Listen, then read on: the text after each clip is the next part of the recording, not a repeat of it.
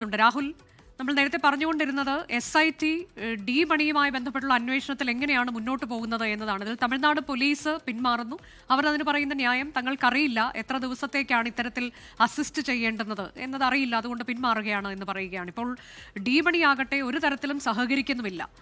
ഇനി എങ്ങനെയാകും തുടർ നീക്കങ്ങൾ?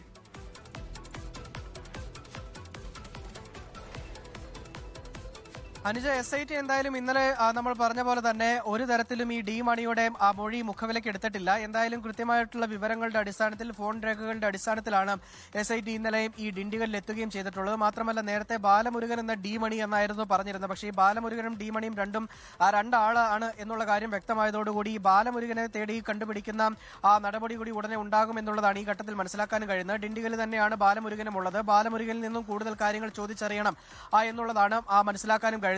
ഉണ്ണികൃഷ്ണൻ പോറ്റിയുമായിട്ട് ബാലമുരുകൻ ഉണ്ടായിരുന്ന ബന്ധമാണ് ഡി മണിയെ അങ്ങോട്ടേക്ക് അടുപ്പിച്ചത് എന്നുള്ളതാണ് പ്രാഥമികമായിട്ട് നമുക്ക് മനസ്സിലാക്കാനും കഴിയുന്ന. ആ കാര്യത്തിലൊക്കെ കൂടുതൽ വ്യക്തത വരേണ്ടതുണ്ട് ഇനിയും.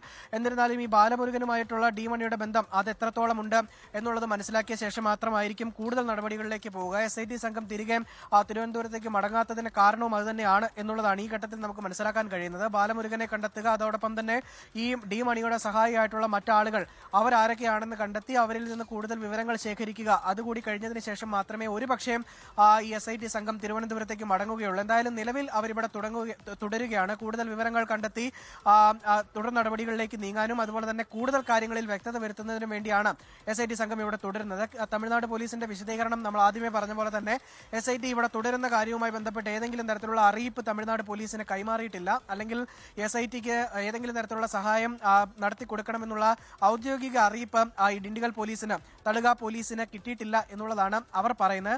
അതിൽ കൂടുതൽ വ്യക്തത അല്ലെങ്കിൽ ഏതെങ്കിലും ഉത്തരവ് വരികയാണെങ്കിൽ അല്ലെങ്കിൽ നിർദ്ദേശം വരികയാണെങ്കിൽ അതിനനുസരിച്ച് നടപടി സ്വീകരിക്കുമെന്നും തമിഴ്നാട് പോലീസ് അറിയിക്കുന്നുണ്ട്. അതാണ്. ഏതായാലും ഏത് തരത്തിലേക്കാണ് മുന്നോട്ട് പോവുക എന്നുള്ളത് ഈ ഘട്ടത്തിൽ ഒരു ചെറിയ അനിശ്ചിതാവസ്ഥയുണ്ട്. കാരണം ഒരു തരത്തിലും ഡി മണി സഹകരിക്കുന്നില്ല ചോദ്യം ചെയ്യലിനോട്. പറഞ്ഞത് ഒന്നും വിശ്വാസത്തിലെടുക്കാൻ SIT തയ്യാറാകുന്നുമില്ല. മനീഷ് മഹിപാൽ കൂടി തിരുവനന്തപുരത്ത് ചേരുകയാണ്.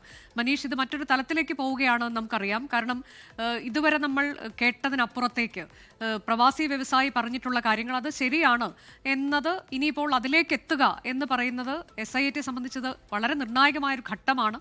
ഇനി ഏതാണ്ട് 2 ആഴ്ച കഷ്ടിയേ ഉള്ളൂ ഇതിൻ്റെ അന്വേഷണം അവസാനിക്കാനും റിപ്പോർട്ട് സമർപ്പിക്കാനും ഒക്കെ. അപ്പോൾ ഈ കാര്യങ്ങളെല്ലാം ഇനി കോടതിയിലേക്ക് എത്തിക്കേണ്ടതുണ്ട്. ഒരു വലിയ ടാസ്ക് ആണ് SITക്ക് മുന്നിലുള്ളത്. മനീഷ്,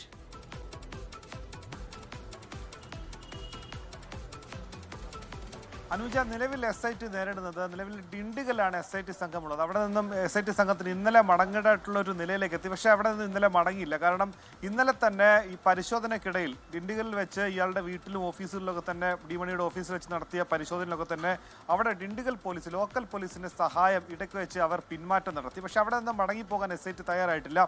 ഇന്ന് രാവിലെ മുതൽ പക്ഷേ പോലീസിന്റെ സേവനം അല്ലെങ്കിൽ പോലീസിന്റെ സഹായം, ലോക്കൽ പോലീസിന്റെ സഹായം ഉണ്ടാകുമെന്ന് തമിഴ്നാട് പോലീസ് ഔദ്യോഗികമായി അറിയിച്ചതാണ്. പക്ഷേ ഇന്ന് രാവിലെ മുതൽ പോലും ഈ അന്വേഷണ സംഘത്തിന് നിലവിൽ ആ ലോക്കൽ പോലീസിന്റെ സഹായം ലഭിക്കുന്നില്ല. ഇന്ന് രാവിലെ മുതൽ അന്വേഷണ സംഘത്തിന്റെ നീക്കം നടത്താനിരുന്നത് നിലവിൽ ഈ ഡി മണിയുമായി ബന്ധപ്പെട്ട ബാങ്ക് ഇടപാട് രേഖകൾ, ഇയാളുടെ സ്വത്തുവകകൾ അടക്കമുള്ള കാര്യങ്ങൾ ഡിണ്ടിഗലിലും വിരുദ്ധനഗറിലും ചെന്നൈയിലും ഒക്കെ തന്നെ പരിശോധിക്കാൻ 2 സംഘമായി തിരിഞ്ഞുകൊണ്ടുള്ള പരിശോധിക്കാനുള്ള നടപടികളായിരുന്നു രാവിലെ മുതൽ തുടങ്ങിയത്. പക്ഷേ ബാങ്കുകളിലും അത്തരത്തിലുള്ള സാങ്കേതികമായ രേഖകളൊക്കെ തന്നെ പരിശോധിക്കാൻ വേണ്ടി ഇവരുടെ സഹായം അനിവാര്യമാണ്.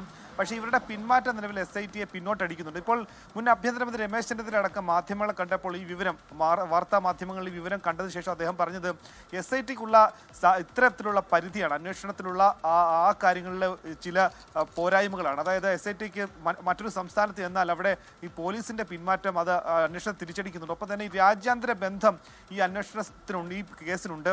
അത്തരം കാര്യങ്ങൾ അന്വേഷിക്കുന്നതിനും SITക്ക് ചില പരിധികളുണ്ട്.